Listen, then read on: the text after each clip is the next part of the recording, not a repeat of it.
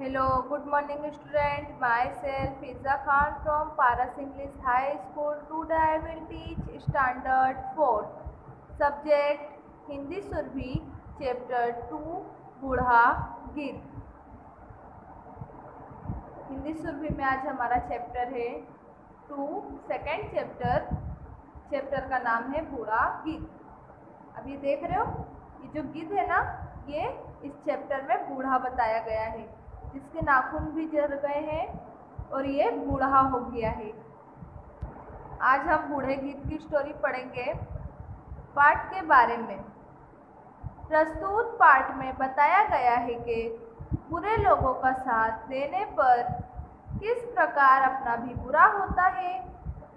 हितोपदेश की इस कहानी को पढ़कर जानिए कि कैसे बूढ़े गीत ने एक धूर्त और चालाक बिलाव पर विश्वास करके अपना सर्वनाश कर लिया। अब इसमें बताया है कि अगर हम किसी के बुरे लोग का अगर हम साथ देते हैं तो हमारा भी बुरा होता है कि नहीं होता है। इसलिए हमें कभी किसी के बारे में बुरा नहीं सोचना चाहिए और ना उनके साथ कभी बुरा करना चाहिए। हम जिनके साथ जैसा करेंगे वैसा हम पाएंगे। अब ये कहानी किसकी है? हितोपदेश की ये कहानी है, जिन्होंने इसमें बूढ़े गीत का और बिलाव की स्टोरी बताई है। क्या दिया है? प्रस्तुत पाठ में बताया गया है कि बुरे लोगों का साथ देने पर किस प्रकार अपना भी बुरा होता है। हितोपदेश की इस कहानी को पढ़कर जानिए कि कैसे बूढ़े गीत ने एक धूर्त और चालाक बिलाव पर विश्वास करके अपना सर्वनाश कर लिया। वो जो बूढ़ा गीत होता है ना, वो क्या करता है, एक चालाक बिलाव बिल्ली है ना, उस पर वो भरोसा कर लेता है और अपना सर्वनाश करवा लेता है। रीड करते हैं स्टोरी। गंगा नदी के किनारे एक पर्वत था। उस पर्वत पर एक बहुत बड़ा वृक्ष था। वृक्ष पर बने एक क्वार्टर में एक गिद्ध रहा करता था। अब इसमें क्या दिया है कि जो गंगा नदी है उसके किनारे एक बहुत बड़ा पर्वत था। अब उस पर्वत पे वहां पर एक बहुत बड़ा वृक्ष यानी झाड़ था। अब उस झाड़ पे एक क्वार्टर बना हुआ होता है ना, जिसे एक हॉल नहीं होता है, इस तरह से उसमें हॉल बना हुआ था, उसे क्वार्टर कहते हैं। उसमें गिद्ध रहा करता था। गिद्ध जब बूढ़ा हुआ तो उसके नाखून झड़ गए और आंखों की रोशनी कम हो गई। अब क्या दिया है, वो गिद्ध तो क्वार्टर में रहता था, लेकिन वो जब बूढ़ा हुआ तो जो उसके नाखून थे वो झड़ गए और आंखों की रोशनी भी कम हो गई, यानी उसे कम दिखने लगा। उस वृक्ष पर अन्य अनेक पक्षी भी रहा करते थे। अब जो गिद्ध है, जो झाड़ पर वो रहता था, वहाँ पर और भी जो परिंदे हैं वो लोग भी रहते थे। वो अपने भोजन में से थोड़ा भोजन गिद्ध को दे दिया करते थे। अब वो जो परिंदे लोग थे, उन लोग देखे कि गिद्ध तो बूढ़ा हो गया है, वो अपने खाने पीने का बंदोबस्त नहीं कर पाता है, तो वो लोग क्या करते हैं, जो परिंदे लोग अपना भोजन यानी जो खाना अपना लाते हैं उसमें से थोड़ा गिद्ध को भी दे देते हैं, क्योंकि गिद्ध की आंखों की रोशनी भी कम हो गई थी। अब वो बूढ़ा हो गया था तो वो अपना शिकार नहीं कर पाता था, तो इसलिए जो परिंदे लोग हैं वो लोग अपने खाने में से कुछ खाना गिद्ध को दे दिया करते थे। इस प्रकार उसका निर्वाह हो जाता था। अब जो गिद्ध है उसका गुजारा इसी तरह से हो जाता था। जब पक्षी भोजन की तलाश में जाते तो गिद्ध उनके बच्चों की देखरेख कर दिया करता था। अब जब जो पक्षी लोग हैं वो लोग जब खाने के लिए बाहर जाते, कि परिंदे लोग नहीं होते, अब उनको तो घोंसले में बैठे बैठे खाना तो मिलेगा नहीं, अब उनको क्या करना पड़ता था, अपने खाना खुद तलाश करना पड़ता था। तो वो लोग जब अपने खाना तलाश करने के लिए जाते थे तो वो लोग अपने बच्चे को क्या करते थे, जो परिंदे के बच्चे, वो लोग गिद्ध को छोड़ देते थे कि तुम यानी इनका ध्यान रखो, हम खाना लेकर आते हैं। अब गिद्ध को तो ध्यान रखना ही पड़ेगा, क्यों? क्योंकि वो परिंदे लोग अपने खाने में से कुछ खाना गिद्ध को भी दे दिया करते थे। तो जो परिंदे लोग हैं उनके बच्चों का ध्यान गिद्ध रखता था। एक बार एक बिलाव उधर से निकला। उसने देखा कि उस वृक्ष पर अनेक पक्षियों के बच्चे हैं। अब बिलाव यानी जो बिल्ली है ना, बिल्ली वहां से निकलती है और उसकी नज़र उस झाड़ पे जाती है। अब वो देखता है कि उसमें इतने सारे परिंदों के बच्चे हैंगे, अलग अलग परिंदों के बच्चे हैं। उसे पक्षियों के बच्चों को खाने की इच्छा होने लगी। इस विचार से वो वृक्ष के समीप आया। अब वो देखता है कि जो झाड़ है उस पे अलग अलग परिंदे के बच्चे हैं। अब उससे वो पक्षियों को देखकर यानी वो परिंदों को देखकर उसे खाने की इच्छा होती है। इच्छा जैसे हम तमन्ना बोलते हैं, उस तरह से उसे एक इच्छा होने लगती है कि मैं इस परिंदे के बच्चे को खाना चाहता हूँ। अब वो ये सोच के, जो बिलाव है वो यही सोच के कि मैं खाने के लिए उस वृक्ष के पास वो जाता है। वो क्या कहता है कि मैं खाने के लिए इस वृक्ष के पास जाता हूँ। जैसे ही वो सोचकर उस वृक्ष के पास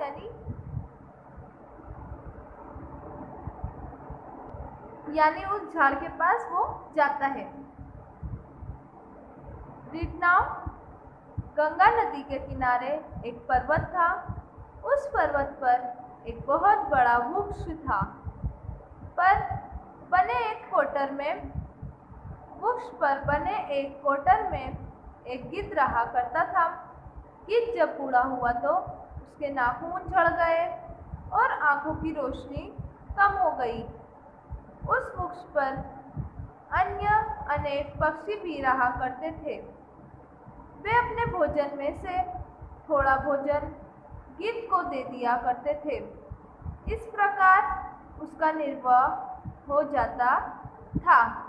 जब पक्षी भोजन की तलाश में जाते तो गिद्ध उनके बच्चों की देखरेख कर दिया करता था। एक बार एक बिलाव उधर से निकला। उसने देखा कि उस वृक्ष पर अनेक पक्षियों के बच्चे हैं। उसे पक्षियों के बच्चों को खाने की इच्छा होने लगी। इस विचार से वह वृक्ष के समीप आया। अब इसमें क्या दिया है, एक गंगा नदी है।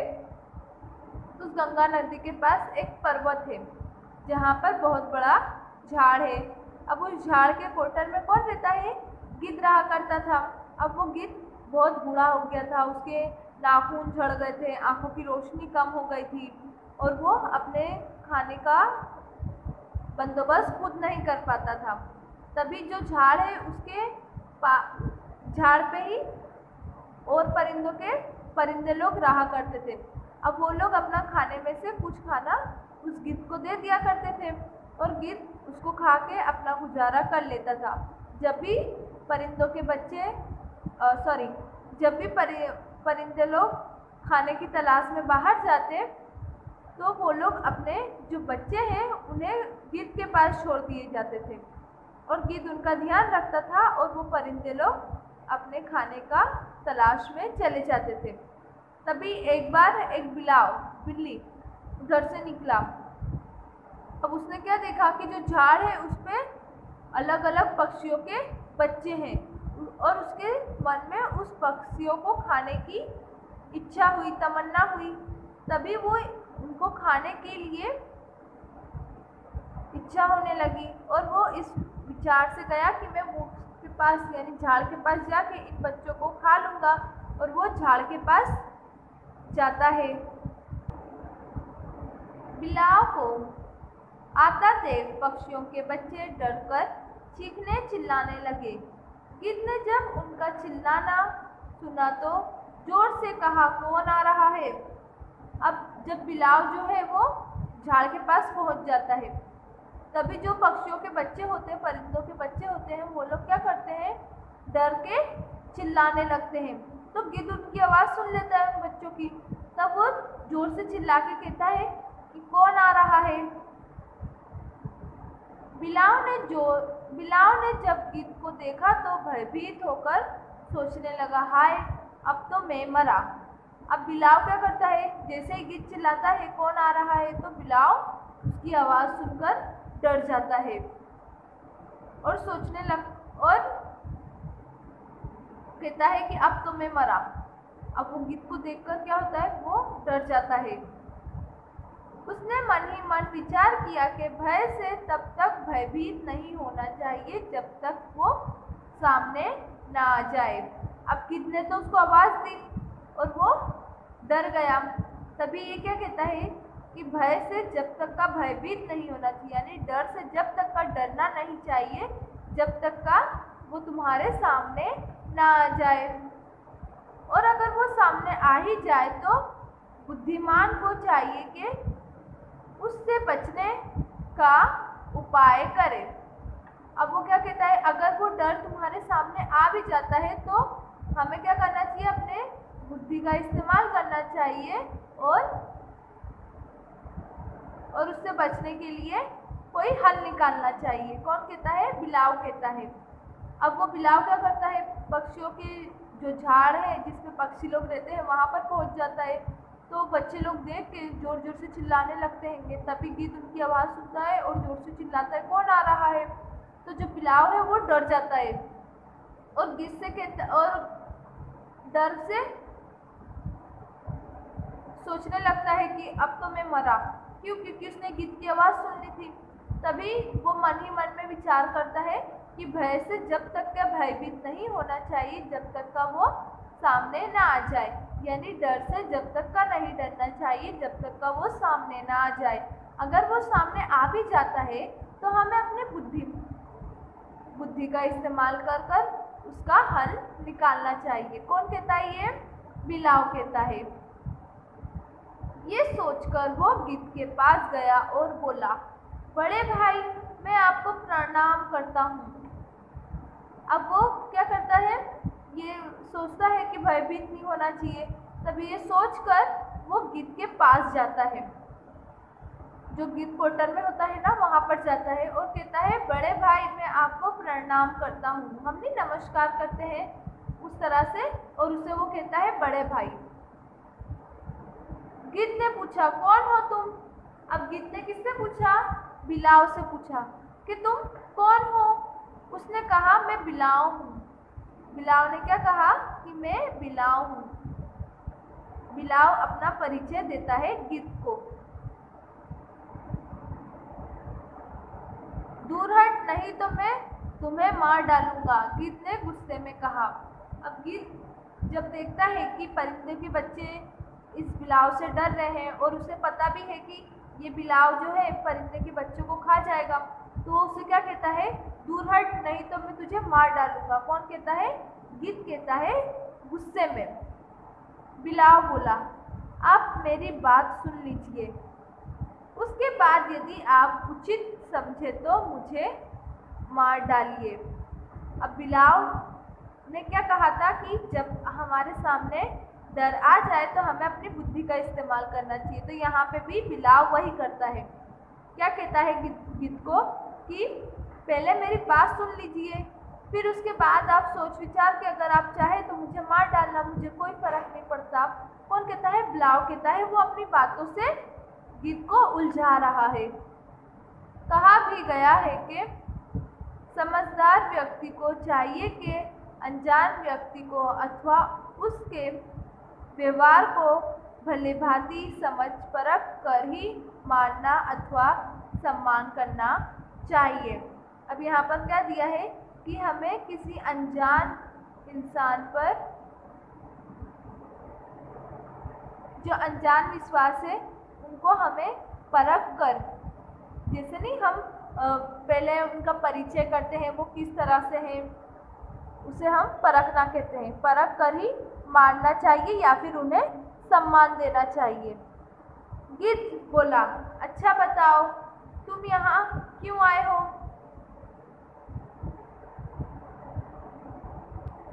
अब बिलाव उससे ये सब कहता है। तब गीत जो है उसकी बात में थोड़ा आ जाता है और कहता है, अच्छा बताओ तुम यहाँ क्यों आए हो। बिलाव बोला, मैं यहाँ गंगा तट पर रहता हूँ और नित्य गंगा स्नान करता हूँ। मैं ब्रह्मचारी हूँ। अब बिल्ली क्या कहती है कि मैं जो गंगा नदी है ना उसके तट पर रहता हूँ। वो क्या कहता है कि मैं गंगा तट पर रहता हूँ और नित्य गंगा स्नान करता हूँ, यानी जो गंगा का पानी है उसी से मैं नहाता हूँ और मैं ब्रह्मचारी हूँ। ब्रह्मचारी कौन होते हैं? जो मांस मच्छी नहीं खाते, उन्हें ब्रह्मचारी कहते हैं। मैं नित्य पूजा व्रत करता हूँ। और क्या कहता है कि मैं पूजा भी करता हूँ और व्रत यानी भूखे रहते हैं ना, वो भी करता हूँ, इसलिए मैंने मांस खाना छोड़ दिया है। अब वो क्या कहता है कि मैं पूजा भी करता हूँ और व्रत भी रखता हूँ और इसलिए मैंने मांस खाना भी छोड़ दिया है। यहाँ रहने वाले पक्षी आपकी बड़ी प्रशंसा करते हैं। अब जो बिलाव है वो चालाकी से उसे अपने बातों में फुसलाता है और क्या कहता है, यहाँ पर जितने भी परिंदे रहते हैं वो लोग आपकी बड़ी चाहत करते हैं। उन्होंने मुझे बताया कि आप बड़े धर्मात्मा और ज्ञानी हैं, इसलिए आप पर भरोसा किया जा सकता है। और वो क्या कहता है कि आप बहुत ज्ञानी हैं और धर्मात्मा हैं, इसलिए आप पर जो है भरोसा किया जा सकता है। आप जैसे बुद्धिमान से मैं धर्म के बारे में जानने के लिए यहाँ आ गया था। अब वो क्या कहता है कि आपकी जो धर्म है उसे जानने के लिए मैं आपके पास आ गया था। अब वो क्या बताता है कि मैं गंगा तट पे रहता हूँ, मैं नित्य गंगा स्नान करता हूँ। नित्य यानी रोज गंगा के पानी से नहाता हूँ और मैं ब्रह्मचारी हूँ। ब्रह्मचारी किसे कहते हैं? जो आजीवन विवाह ना करने का संकल्प लेते हैं, यानी शादी करने का संकल्प, यानी शादी करने का नहीं सोचते हैं, उन्हें कहते हैं ब्रह्मचारी।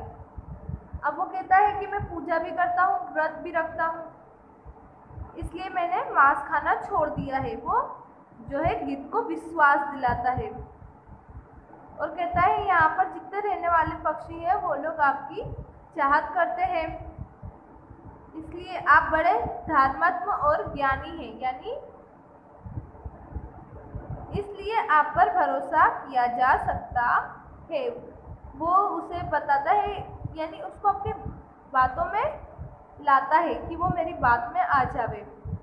आप जैसे बुद्धिमान से मैं धर्म के बारे में जानने के लिए यहाँ आ गया था। अब वो क्या कहता है कि आप जैसे बुद्धिमान हैं, इसलिए मैं आपके धर्म के बारे में जानने के लिए आया हूँ। किंतु आप तो घर आए अतिथि को ही मारने दौड़ पड़े। अब वो क्या कहता है कि घर आए अतिथि यानी मेहमान, यानी जो आपके घर पे मेहमान आए हैं उन्हें को ही आप मारने के लिए दौड़ रहे हैं। घर में आए हुए शत्रु का भी उचित आतिथ्य सत्कार किया जाना चाहिए। शत्रु यानी दुश्मन, सत्कार यानी स्वागत, यानी घर पे आए हुए दुश्मन का भी हमें स्वागत करना चाहिए। शत्रु यानी दुश्मन, सत्कार यानी स्वागत, यानी जो हमारे घर पर दुश्मन भी आए तो हमें उनका स्वागत करना चाहिए।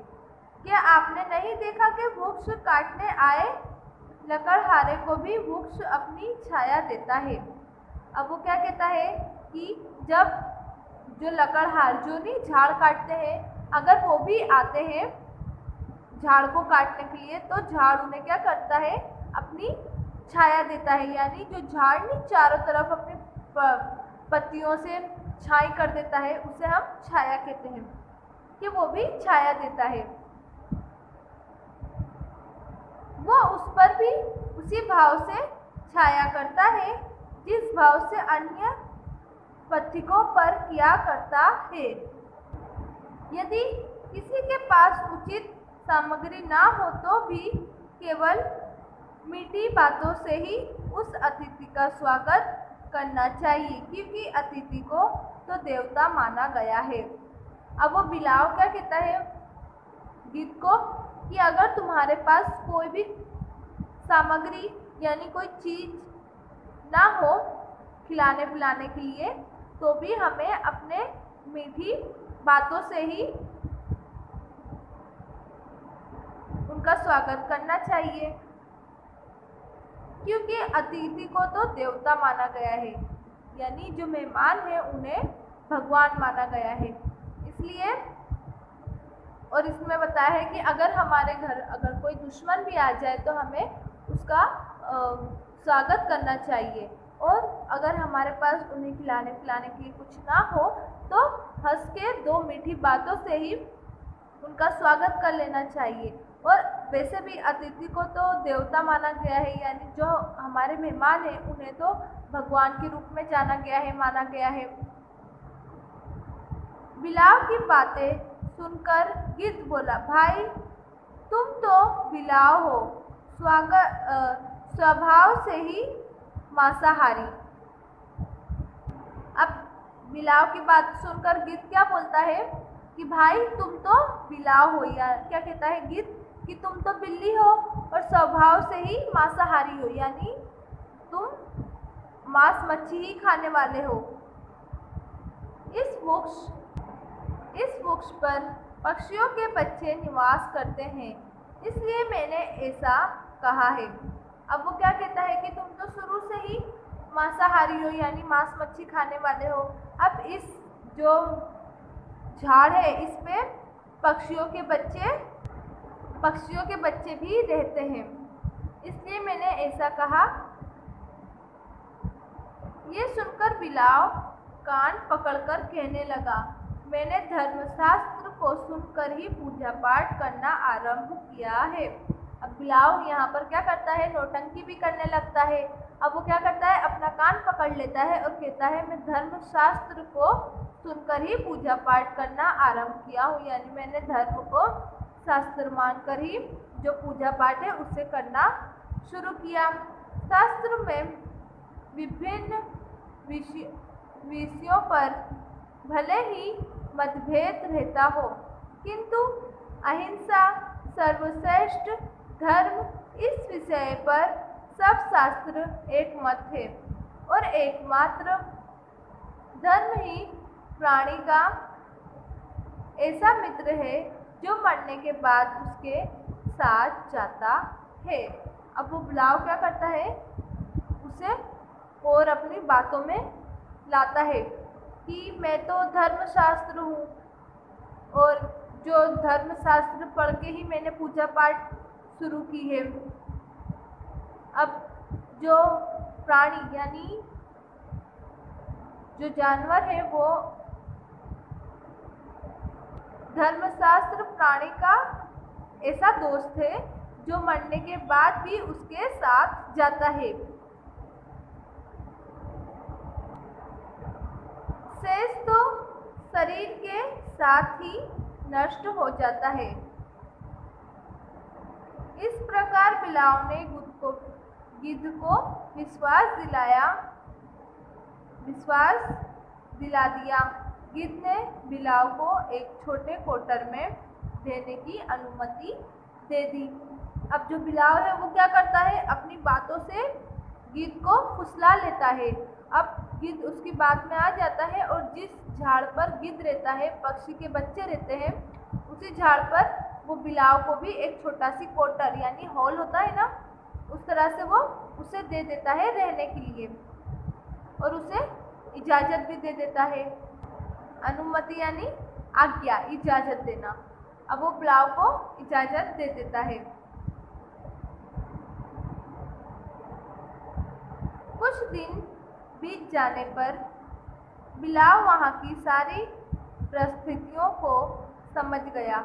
अब बिलाव क्या करता है, गिद्ध ने जो उसे क्वार्टर दिया होता है वो उसमें रहने लगता है और वहाँ की जो सारी परिस्थिति होती है वो सब वो जान लेता है। परिस्थिति यानी जो हालात होते हैं वो समझ लेता है। गिद्ध बूढ़ा और अंधा है, ये जानकर उसने पक्षियों के बच्चों को पकड़ पकड़ कर अपने क्वार्टर में लाकर मारना आरंभ कर दिया। अब गिद्ध जो बिलाव है कुछ दिन वहाँ पर रहते रहते उसे ये मालूम हो जाता है कि जो गिद्ध है वो बूढ़ा है और अंधा भी है। ये जानकर वो क्या करता है, जो परिंदे हैं उनके बच्चों को पकड़ कर और जो गिद्ध उसको बिलाव को क्वार्टर दिया होता है ना, उस क्वार्टर में लाकर मार कर खा जाता है। कौन करता है ऐसा? बिलाव करता है। अब गिद्ध ने तो उस पर भरोसा किया ना, अब बिलाव ने उसे विश्वास कैसे दिलाया कि मैं तो ब्रह्मचारी हूँ, रोज गंगा नदी के पानी से स्नान करता हूँ, मैं गलत नहीं हूँ। यानी उसे जो शास्त्र है, पूजा पाठ है, व्रत है, ये सब में उसे उलझा देता है और गिद्ध जो है उसकी बात में आ जाता है। लेकिन फिर भी वो कहता है कि तुम तो एक बिलाव हो और तुम तो शुरुआत से ही मांसाहारी हो, तो मैं तुम पे विश्वास कैसे कर लूँ। तो वो उसे और अपनी बातों में घुमाता है और आखिर में गिद्ध को अपनी बात मनवा ही लेता है। तब गिद्ध क्या करता है, उसे एक क्वार्टर देता है रहने के लिए। अब उसमें बिलाव रहते रहते कुछ दिन के बाद वो वहाँ की जो सारी परिस्थिति है वो समझ जाता है। उसे मालूम पड़ जाता है कि परिंदे लोग है ना बाहर जाते हैं, तब जो गिद्ध है वो उनके बच्चों का ध्यान रखता है और जब परिंदे वापस आते हैं तो अपने खाने में से थोड़ा भोजन जो खाना है वो गिद्ध को दे दिया करते हैं। क्यों? क्योंकि गिद्ध तो अंधा है और बूढ़ा भी हो गया है और उसके हाथों के नाखून भी झड़ गए हैं, इसलिए गिद्ध कहीं आ जा नहीं सकता है। अब वो ये सब देख के क्या करता है, जो झाड़ पर पक्षी के बच्चे होते हैं, परिंदे के बच्चे होते हैं, उन्हें पकड़ के अपने क्वार्टर में लाता है और उन्हें मारकर खा जाता है।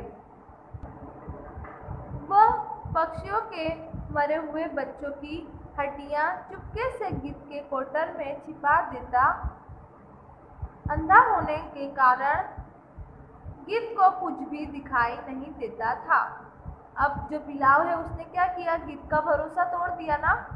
अब वो क्या करता है, बिलाव पक्षी जो परिंदे हैं उनके बच्चों को खा लेता है और खाने के बाद जब वो बच्चे की हड्डियां बचती है वो क्या करता है, गिद्ध के क्वार्टर में छिपा देता है। वो उसके अंधे होने का फ़ायदा उठाता है। अब गिद्ध तो बेचारा अंधा होता है, अब वो अपनी आंखों की रोशनी के जाने की वजह से कुछ देख नहीं पाता है कि बिलाव क्या कर रहा है क्या नहीं। अब बिलाव तो चालाक है, वो क्या करता है, उसका अंधेपन का फ़ायदा उठाता है और जो पक्षी हैं उनके बच्चों को मारकर और उनकी हड्डियों को गिद्ध के क्वार्टर में छिपा देता है। क्यों? क्योंकि अगर पक्षी लोग को शक होवे तो मेरे पे शक ना होवे। क्यों? क्योंकि जो पक्षी लोग की हड्डी है वो तो गिद्ध के क्वार्टर में है। जिन पक्षियों के बच्चे मारे गए थे उन्हें चीखना चिल्लाना आरंभ किया।